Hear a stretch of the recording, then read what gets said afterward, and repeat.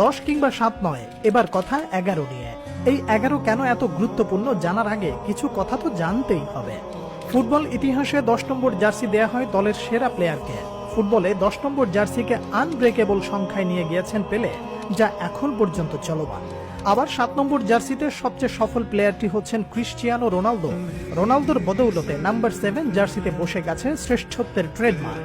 কিন্তু এই দুই জার্সিধারীর বাইরে রয়েছে আরেকটি সংখ্যা, যে সংখ্যায় এমন কিছু প্লেয়ার রয়েছেন যারা নিজেদের সাফল্য গাথায় জার্সি নম্বরকে অমর করে তুলেছেন।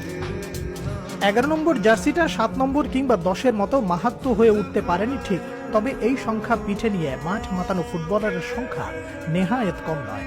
11 নম্বর জার্সির কথা আসলে প্রথমেই মাথায় আসে আনহেল ডি মারিয়ার কথা। জেনারেশনের অন্যতম আন্ডাররেটেড প্লেয়ার এই আর্জেন্টাইন ফরওয়ার্ড।